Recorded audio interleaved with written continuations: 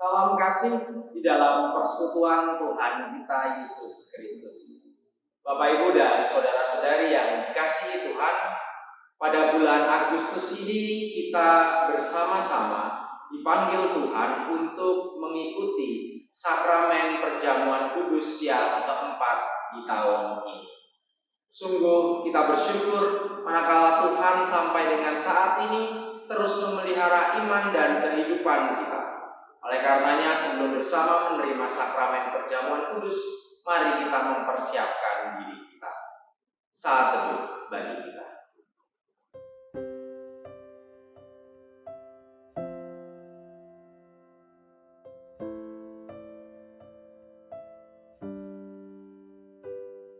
Marilah kita awali ibadah persiapan perjamuan kudus ini dengan kenaikan Kidung Jemaat 412. Tuntun aku, Tuhan Allah.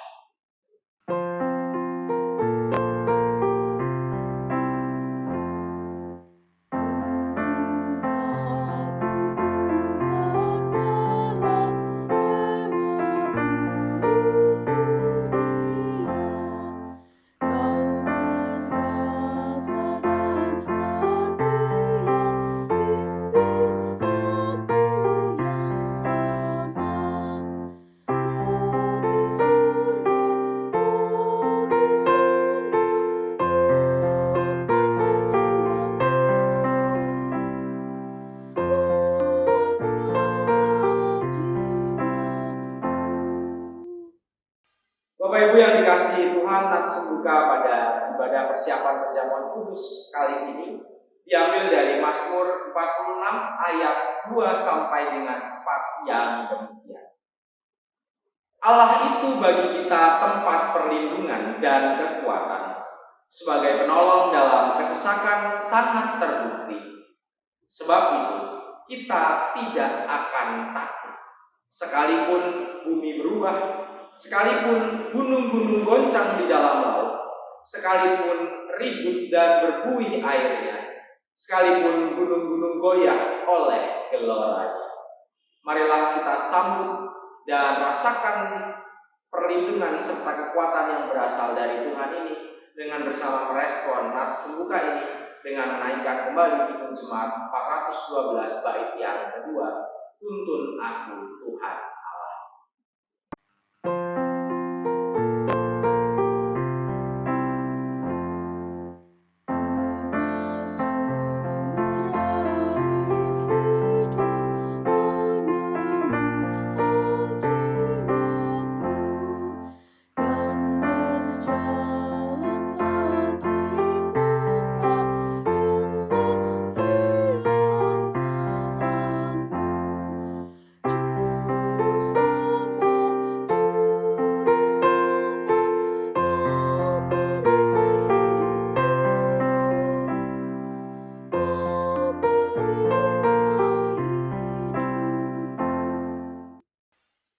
Bapak Ibu dan saudara-saudari yang dikasihi Tuhan, sebelum kita bersama merefleksikan firman Tuhan, marilah kita tunduk di dalam doa.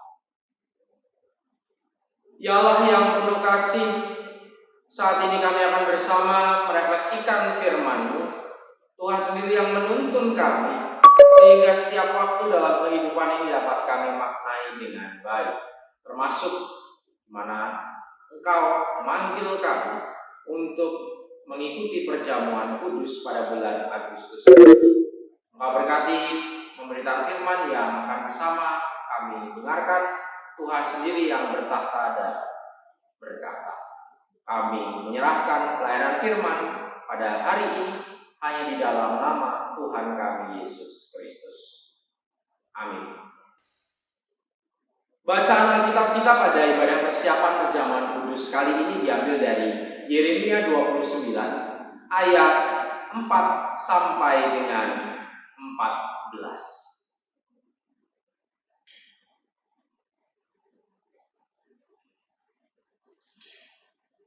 Beginilah firman Tuhan semesta alam, Allah Israel, kepada semua orang buangan yang diangkut ke dalam pembuangan dari Yerusalem ke Babel. Dirikanlah rumah untuk kamu diami, buatlah kebun untuk kamu nikmati hasilnya. Ambillah istri untuk memperanakan anak laki-laki dan perempuan. Ambilkanlah istri bagi anak-anakmu laki-laki, dan carikanlah suami bagi anakmu perempuan, supaya mereka melahirkan anak laki-laki dan perempuan, agar di sana kamu bertambah banyak dan jangan berkurang. Usahakanlah kesejahteraan kota kemana aku buang, dan berdoalah untuk kota itu kepada Tuhan, sebab kesejahteraannya adalah kesejahteraan. Sungguh, beginilah firman Tuhan semesta alam, Allah Israel. Janganlah kamu diperdayakan oleh nabi-nabimu yang ada di tengah-tengahmu, dan oleh juru-juru tenunmu. Dan janganlah kamu dengarkan mimpi-mimpi yang mereka mimpikan. Sebab mereka bernubuat palsu kepadamu demi nama-Ku. Aku tidak mengutus mereka. Demikianlah firman Tuhan. Sebab beginilah firman Tuhan, apabila telah genap 70 tahun bagi Babel, barulah aku memperhatikan kamu. Aku akan menepati janjiku itu kepadamu dengan mengembalikan kamu ke tempat ini. Sebab aku ini mengetahui rancangan-rancangan apa yang ada padaku mengenai kamu. Demikianlah firman Tuhan, yaitu rancangan damai sejahtera dan bukan rancangan kecelakaan, untuk memberikan kepadamu hari depan yang penuh harap. Dan apabila kamu berseru dan datang untuk berdoa kepadaku, maka aku akan mendengarkan kamu. Apabila kamu mencari aku, kamu akan menemukan aku. Apabila kamu menemukan aku dengan segenap hati, aku akan memberi kamu menemukan aku. Demikianlah firman Tuhan, dan aku akan memulihkan keadaanmu dan akan mengumpulkan kamu dari antara segala bangsa dan dari segala tempat kemana kamu telah kucerai-beraikan.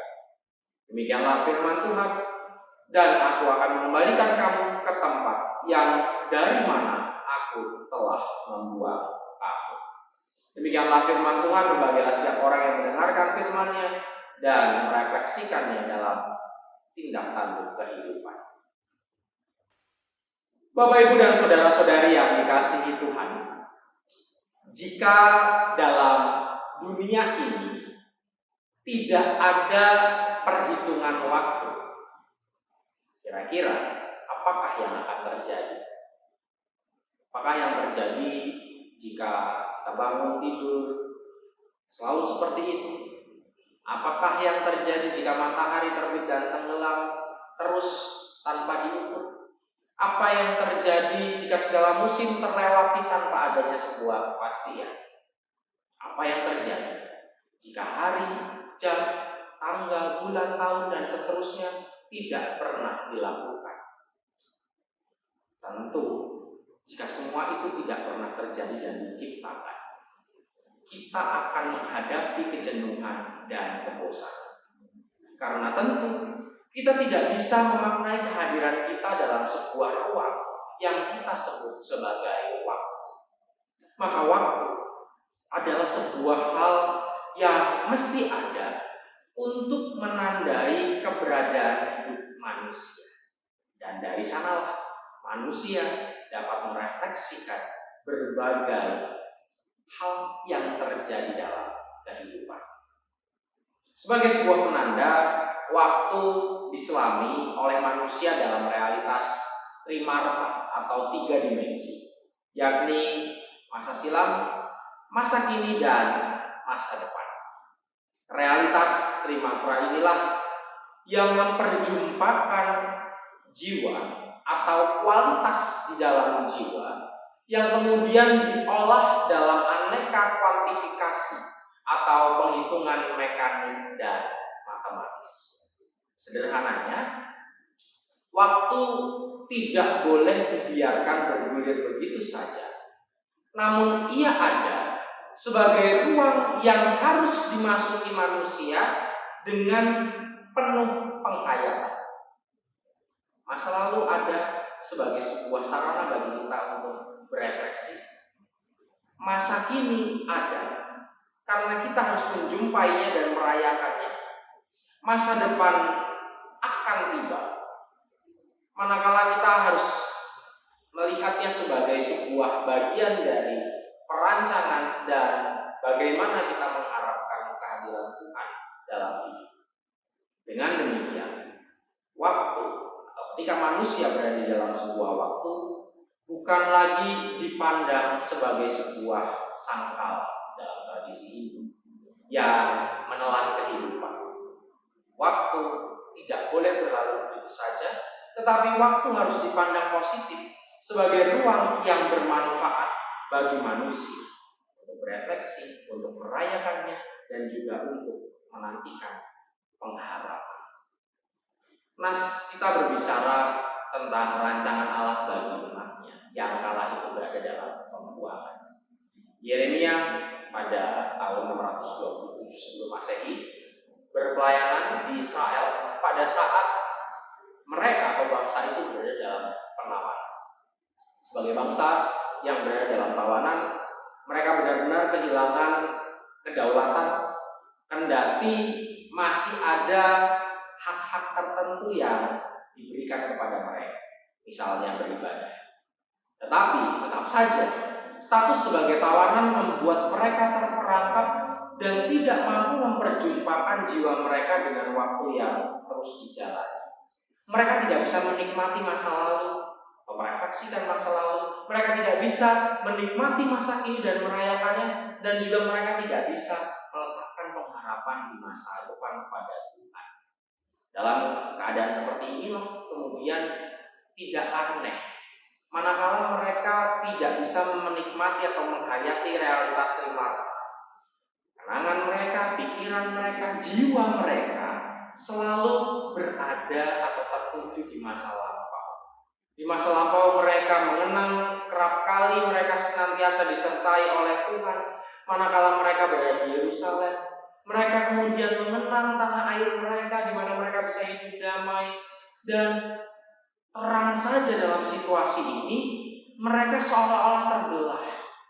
Tidak lagi realitas trimarta yang kemudian dihayati dalam perjumpaan mereka dengan sang waktu, tetapi mereka terjebak. Tubuh mereka ada di masa kini, sementara pikiran dan tujuan hidup mereka ada di masa lampau. Tidak ada satupun yang bisa mereka kerjakan di masa. Oleh karena itu, tulisan Yeremia dalam pasal ini mengejutkan, tetapi juga sungguh sangat menguatkan. Mereka diajak untuk tidak hidup atau tidak sekedar hidup dalam nostalgia, tetapi sungguh-sungguh menyadari dan merayakan realitas waktu di mana mereka berada. Merayakan bukan hanya masa lampau, tapi juga masa kini dan masa depan yang penuh pengharapan.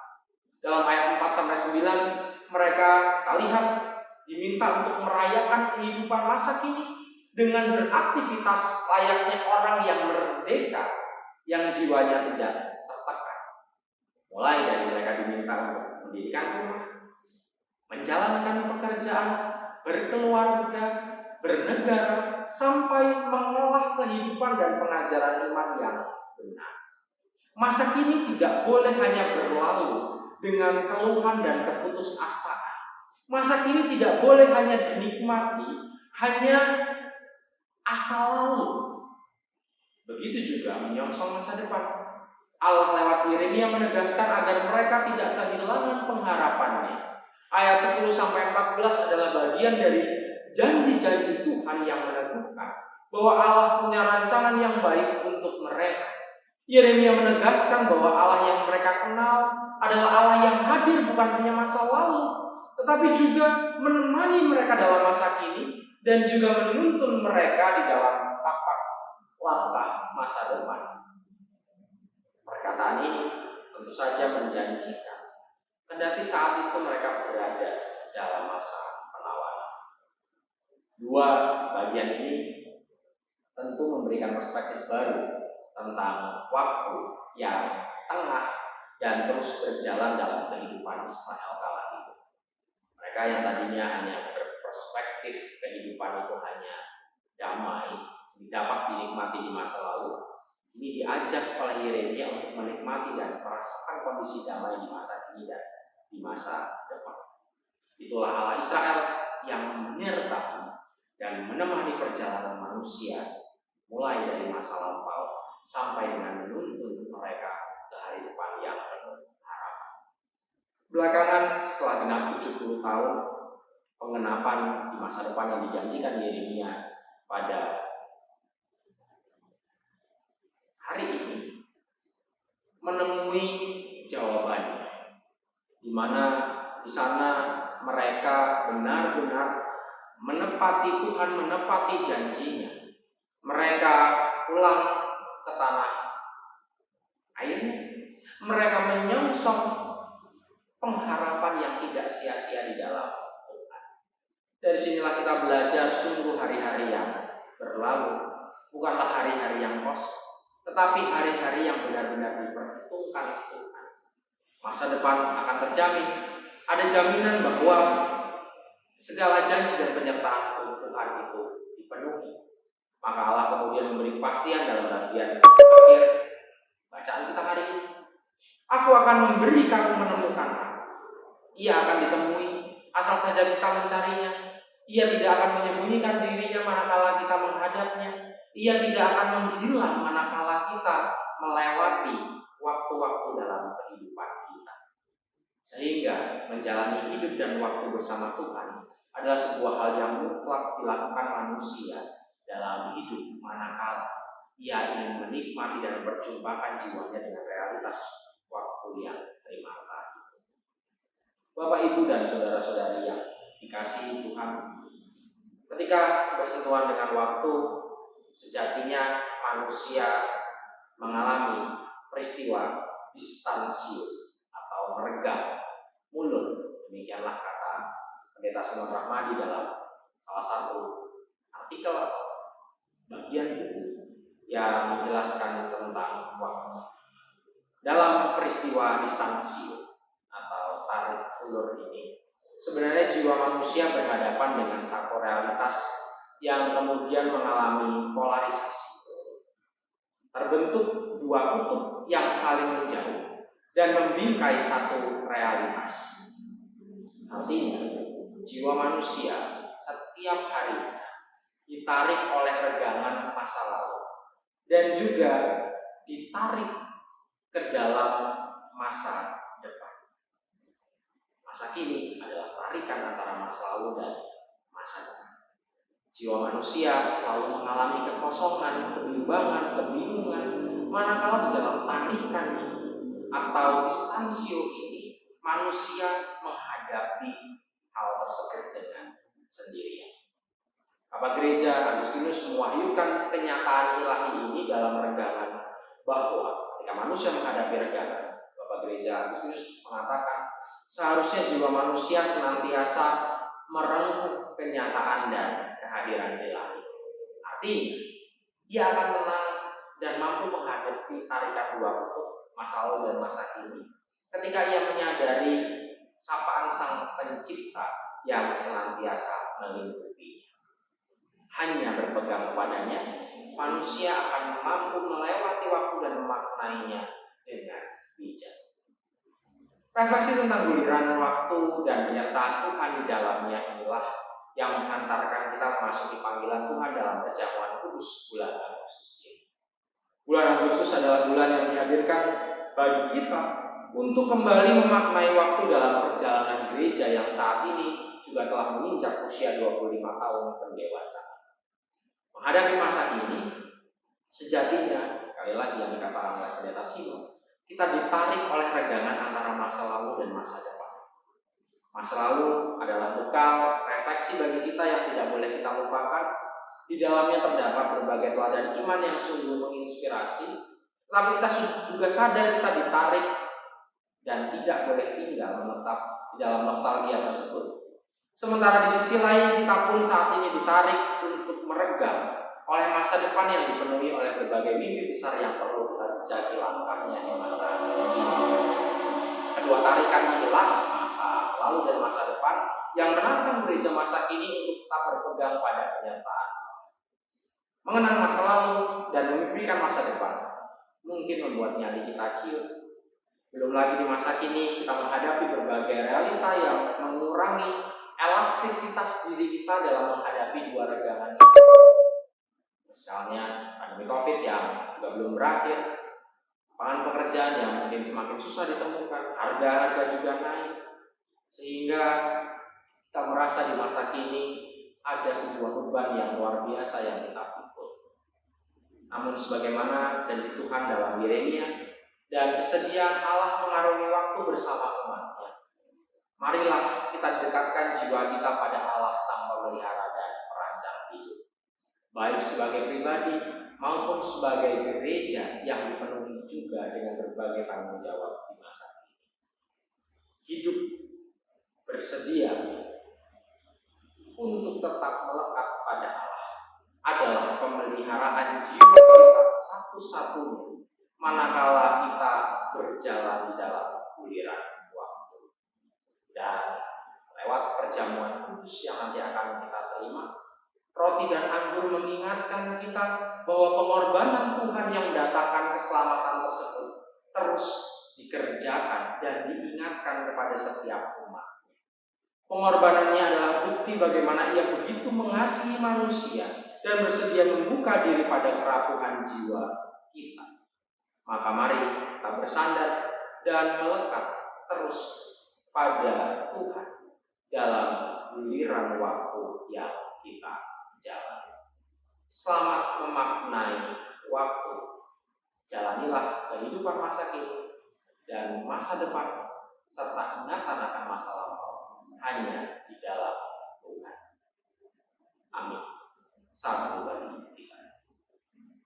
Bapak Ibu yang dikasihi Tuhan, marilah kita merespon firman yang bersama baru kita dengarkan dengan menaikkan judul Jemaat 412 bait yang ketiga, Tuntun Aku Tuhan Allah.